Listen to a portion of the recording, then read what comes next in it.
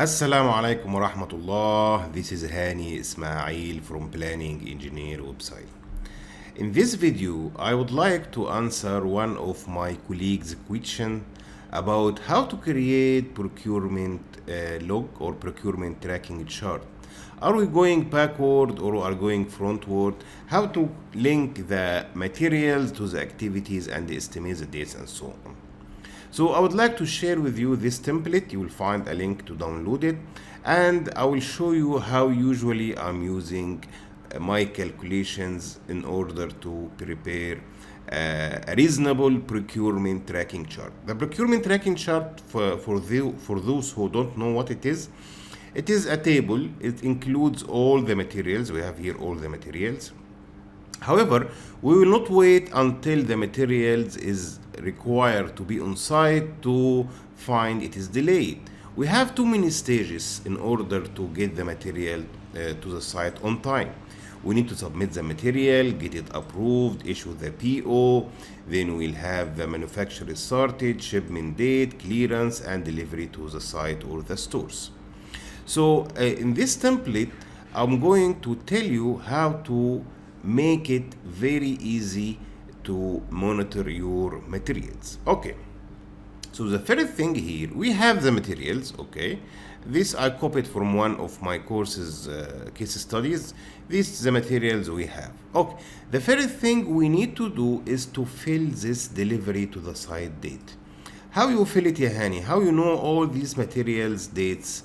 Because I'm having a smart activity ID system in my schedule, so it is easy for me to make a VLOOKUP. However, if you are not using a smart activity ID system or you would like to learn it, you are welcome to take the course, intermediate planning course. However, it is not necessarily.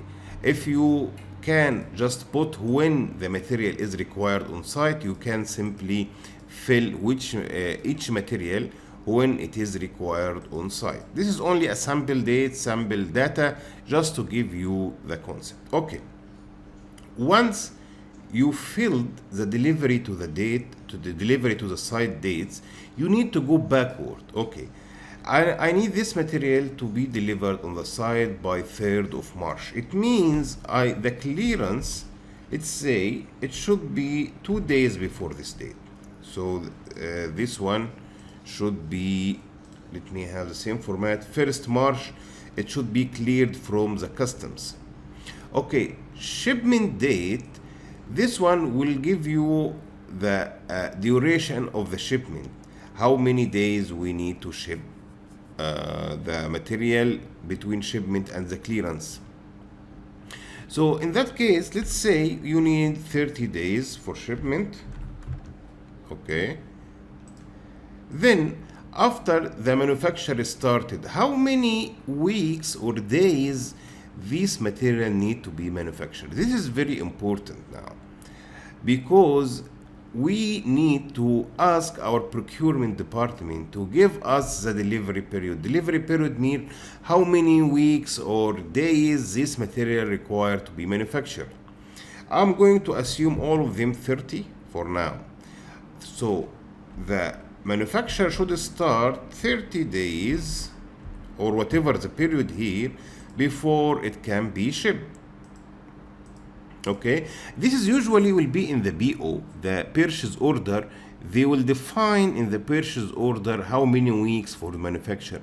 And by the way, if they told you, the supplier or the manufacturer, they told you 6 to 8 weeks, 8 to 10 weeks, always take the maximum duration.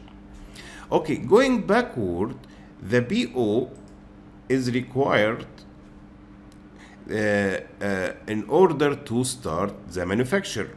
So let's say we will give us 1 week after we issue the PO.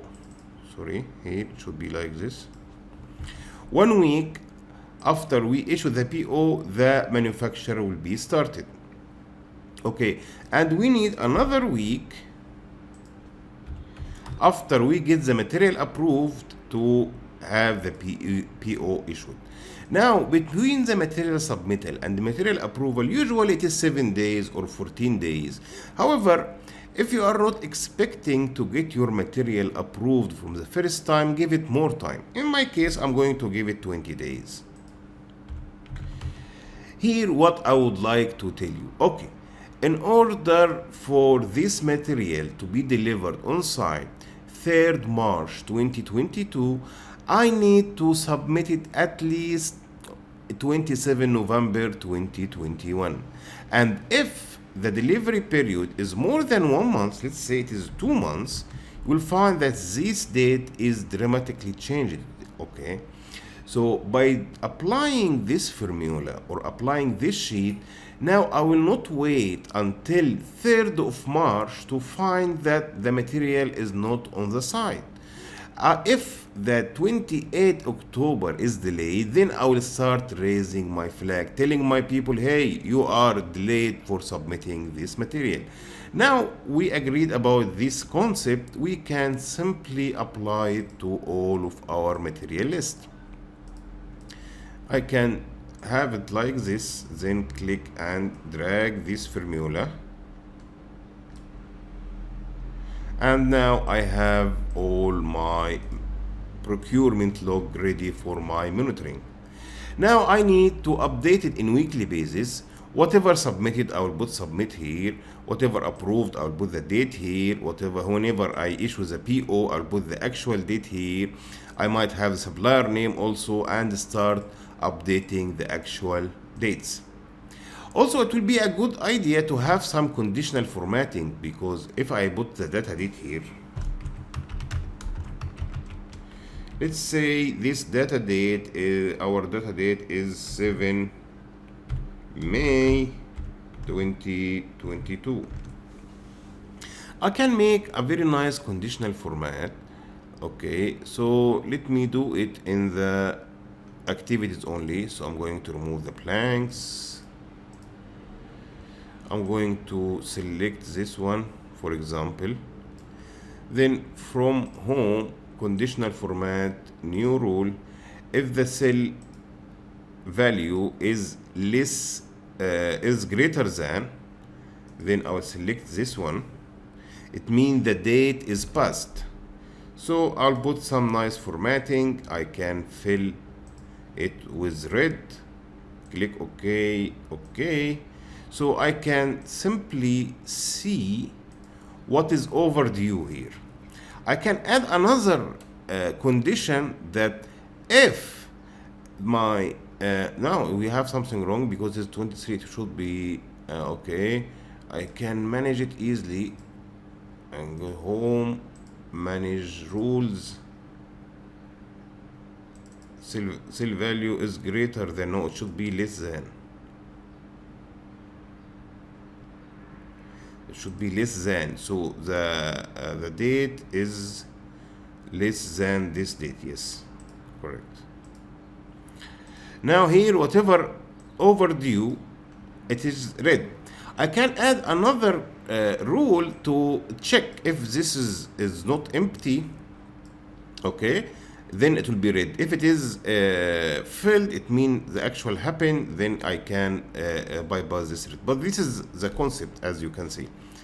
Now I'm going to apply this formula to the material approval date, PO date, manufacturer started date, shipment date, clearance date, delivery to the site date. You can add as many columns as you want. It is very important to monitor your materials from material submittal until it is delivered to the site.